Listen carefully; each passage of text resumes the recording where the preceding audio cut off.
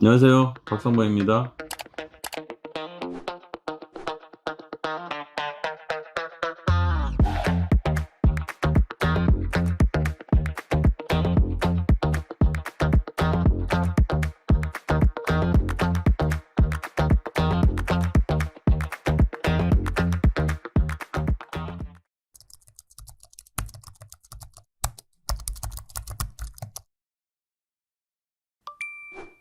지난 시간은 저희들 그 현장 규준 툴에 대해서 이제 알아봤습니다. 그리고 오늘은 그에 이어서 흙막이 공사에 대해서 알아보는 시간을 갖도록 하겠습니다. 흙막이 공사라는 것은 이제 흙 쌓기, 터파기를 할 때 붕괴나 이제 그 침하가 되지 않도록 해주는 공사가 되겠습니다. 저희들 현장 같은 경우는 지하 1층에서 지상 4층 그리고 이제 다락까지 이루어진 상가 주택이고요. 지하층을 형성하기 위해서 필요한 것이 이제 흙막이 공사가 되겠습니다.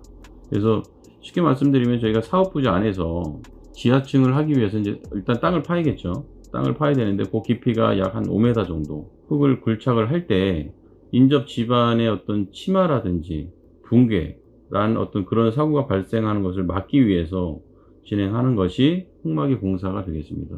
그래서 흙막이 공사가 사실 이제 모든 현장에 다 필요한 건 아니지만 저희 인접 대지와 이제 건물의 간격이 매우 협소하기 때문에 이런 거 같은 경우는 흙막이가 없이 굴착하는 것 자체가 불가능하다고 보시면 됩니다. 5m의 어떤 깊이, 사실 5m가 아니고 1m, 2m만 해도 사실 흙막이 공사 없이 굴착을 한다는 행위는 굉장히 좀 위험하기도 하고 조심스러운 일이기 때문에 흙막이 공사가 지하층 할 때는 꼭 필요하다라고 보시면 되겠습니다. 그래서 H빔과 토류판을 이용한 흙막이 공법으로 진행하게 되겠습니다. 그래서 굴착을 할 때 이제 저희들이 주의해야 될 사항들이 몇 가지 있는데, 첫 번째로 굴착의 깊이 및 모양, 두 번째 지층의 상태와 지하수 상태, 그리고 세 번째가 주변 구조물 및 지하 매설물 상태, 그리고 이제 그 인근 주민들의 어떤 민원까지도 저희들이 고려를 좀 해야 되는 사항들이 있고, 깊이 같은 경우는 당연히 이제 그 지하층의 층고가 기준이 되겠죠. 지하층 층고하고 그 밑에 이제 그 매트 기초가 들어가는 두께, 그리고 버림과 단열과 이런 부분들이 들어가야 되는 깊이까지 하기 때문에 저희 현장 같은 경우는 층고가 4.1m지만 한 5m 깊이 정도는 파야 됩니다. 기초, 이 면에 있는 면까지 좀 여유있게 굴착을 해야 돼서 5m 정도 팔 예정이고요.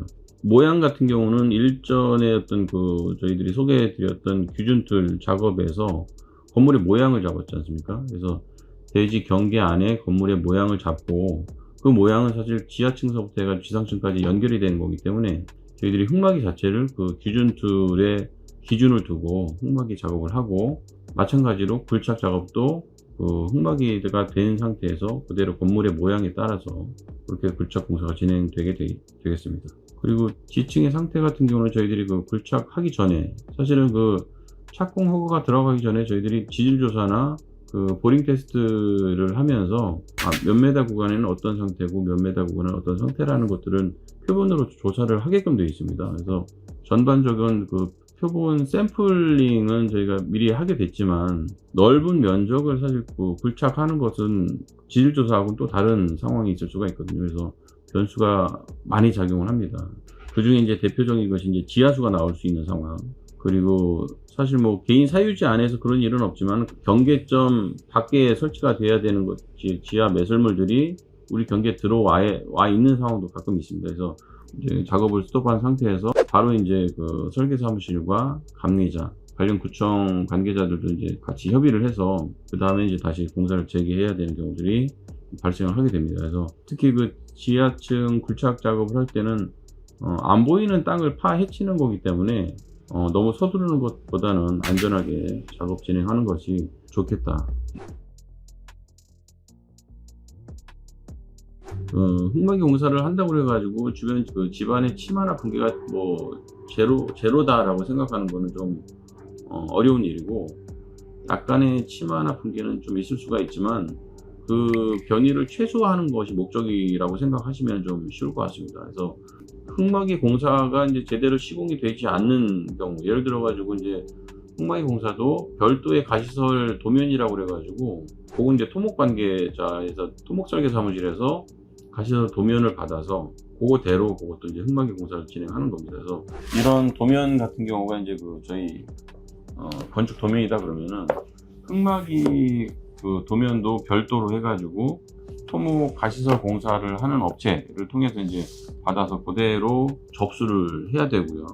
구청에. 그리고 안전관리 계획 같은 것도 접수를 해서 이렇게 이런 과정을 통해서 흑마기 공사를 진행하겠다라고 사전에 허가를 다 받아야 되는 상황입니다. 그래서 그리고 나서 이제 흑마기를 하는 과정도 자체적으로 어떤 그런 관리를 하는 게 아니고 토목 설계 아니면 토목 감리자를 통해서 그 지하 수위를 체크하는 수위계, 그 다음에 빔의 변이를 체크하는 이제 변이계를 설치해서 흑마기를 하고 골조 공사가 마무리될 때까지의 어떤 변이나 수위에 대한 체크를 항상 하게 되어 있습니다. 한 일주일 간격으로 그런 것들을 체크를 해가면서 변이가 크게 발생을 했다. 그러면 이제 거기에 대한 보강 작업이라든지 대책을 강구해서 협의하에 그런 위험 사항들을 제거를 하고 다시 이제 재개를 해야 되는 그런 부분들이 있습니다. 그래서 그 굴착을 하는 거기 때문에 또 땅을 깊게 파지 않습니까? 통행하시는 분들에 대한 어떤 위험도 있기 때문에 저희가 이제 가설 펜스, 그다음에 안전 펜스 그리고 이런 부분들을 꼭 챙겨서 그런 안전사고 발생하지 않도록 제가 현장 나가서 이제 수시로 체크하는 부분이 있었는데 가시설 그 흑마기 공사에 대한 도면이 있기 때문에 자체적으로도 그 빔의 간격이라든지 그다음에 깊이 이런 것들은 1차적으로 이제 현장에서 한번 체크를 하고 그다음에 토목 감리나 설계자 입장에서 와가지고 변이에 대한 체크도 하고 그래서 크로스 체크를 해 가면서 이렇게 흑마기 작업을 해야 안전하게 흑마기 작업을 할 수 있다라고 말씀을 드리겠습니다. 그리고 저희들 현장 같은 경우는 그 소규모이긴 하지만 물론 이제 그 뭐 일군 뭐 이제 대형 건설사 같은 경우는 현장에다가 이제 CCTV를 상시로 설치를 하고 위험한 부분에 대해서는 집중 관리하게끔 시스템이 잡혀 있습니다. 근데 일반적으로 소규모 현장에서는 그런 부분들을 좀 이렇게 간과하는 경우가 있는데 저희들 같은 경우는 이제 현장에도 CCTV를 설치를 하고요. 그다음에 현장 앞 도로, 그다음에 현장 주변까지 해가지고 CCTV를 설치를 해서 관리 감독해 가면서 안전사고에 어떤 뭐 만전을 기한다고 하죠. 그래서 그렇게 안전관리도 하고 있습니다. 뭐 이런 부분들도 어떻게 보면 좀 귀찮아 보일 수는 있지만 뭐 우리 현장뿐이 아니고 다른 현장에서도 이런 시스템을 좀 도입을 하시다 그러면은 사실 처음에가 조금 귀찮을 뿐이죠. 막상 해놓고 보면 뭐 작업자들도 그렇고 관리하는 입장도 그렇고 건축주나 뭐 주변 관계자분들이 다 좋아하십니다. 그래서 꼭 강요사항은 아니지만 권해드릴 만한 사항이라고 말씀드릴 수 있겠습니다.